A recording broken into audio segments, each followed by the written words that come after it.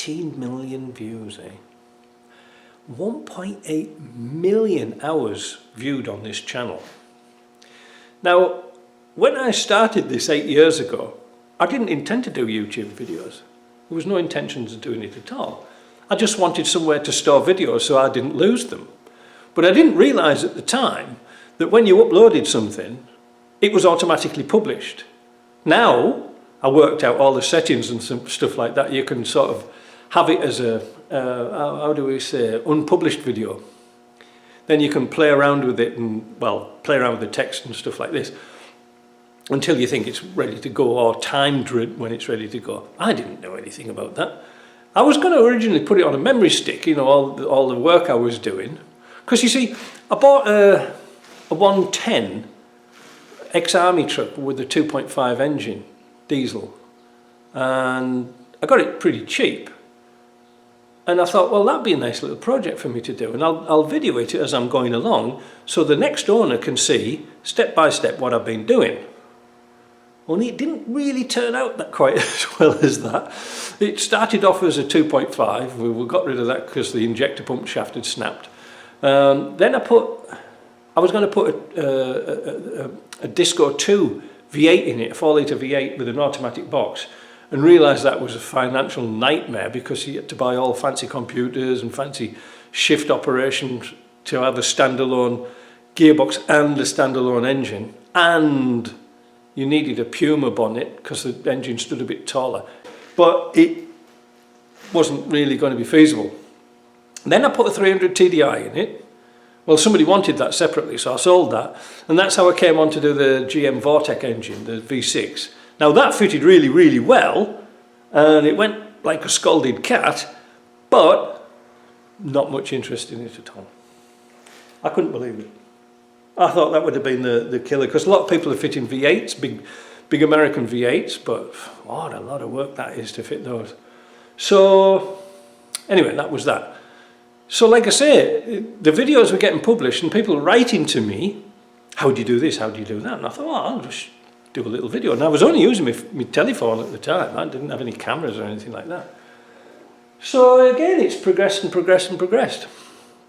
So that's kind of nice, you know, and thank you to you all. And thank you to subscribers and Patreons and people like this.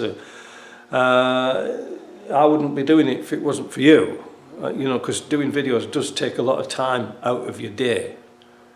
And as probably you've noticed, I sort of buck the trend and I never say, oh, please like, smash that like button, subscribe, ring the bloody bell and all. I don't do that. I do a little, you know, video thing at the end when I do the credits to all my nice subscribers. But I don't sort of waffle on about it because I hate that. I hate it when people do a video. Right at the beginning say, if you like this video, please like and subscribe. Well, you haven't even seen it yet. Do it at the end, if you ever get there. So I don't do that. I think it's very patronising. Yeah. So it's a funny old business, is YouTube. You don't get much for videos. But you see, the way I win with YouTube is, I don't do current affairs or anything that's like up to date. Because most of it's bullshit anyway. Because people just make it up. But nobody wants to read about last week's Ukraine battle or anything like that. They're not interested in that, so that's gone.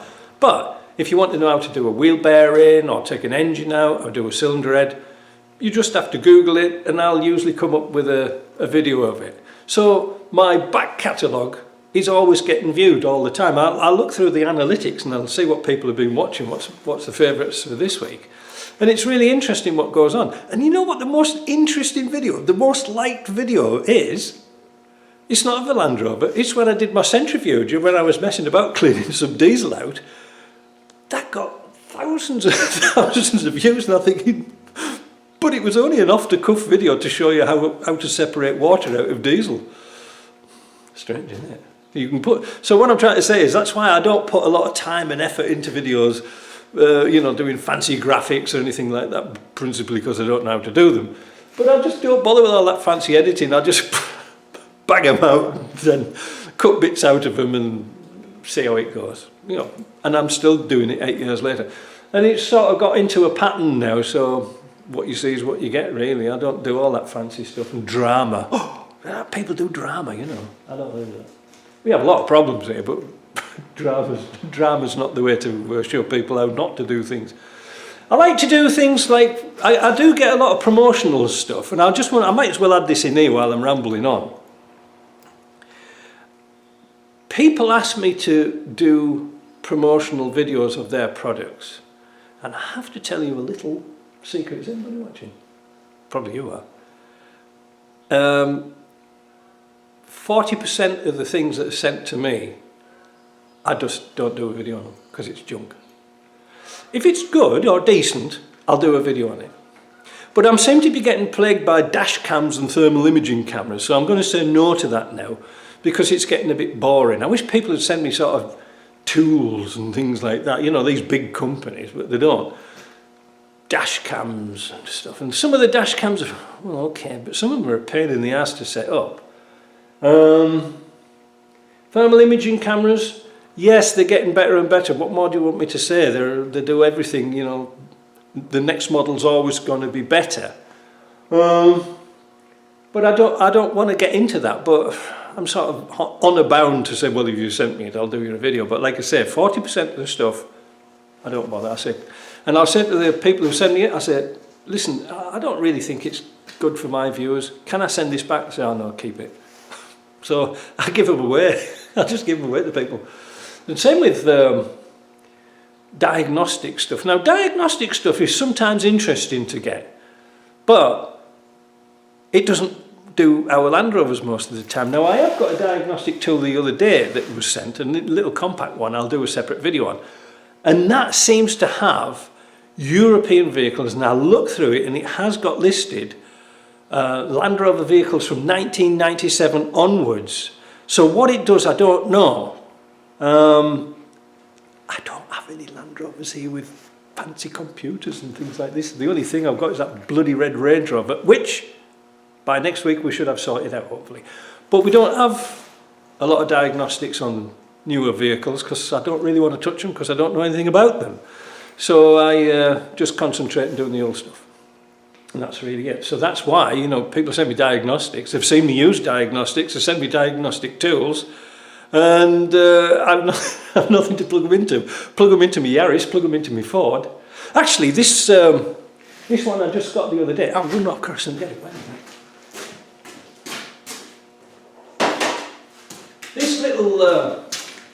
This little X2 one, it's a lovely little thing. It's half the size of the old model. And I plugged it into my Ford, and I asked it to look for the model, you know, self-search. It searches itself through its database. And it obviously searched by the VIN number and found out what it was. But then I did it manually. And that was interesting.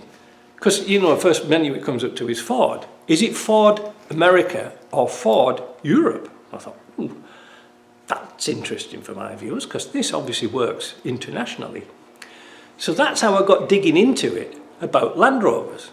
Does it do Land Rovers? Yes, it does from 1997 on. And it does them all. Discoveries, Range Rovers, Evokes, wherever one of them is. I haven't seen one. So I thought something like this might be just interesting. I don't know how much it is. I'll do a separate video on it later, but you know what I mean? The stuff's getting better and better. Where's it made? It's made in China, of all places. Until Americans start making stuff like this, it's where else can we buy it from? But again, handy little tool. Now, I did notice on here when I was going through the setups of stuff, like I said, we'll do another video on it, but it does a lot of service functions. Now again, whether it works on a Land Rover or not, whether it matches injectors to your ECU, I don't know. We'll have to find that out. But we could test that when we get the TD5 in. See? Keep that to yourself. Right, I'm going to go. I don't know what the hell I'm going to do today. Probably some tidying up, as I did yesterday and the day before. See ya.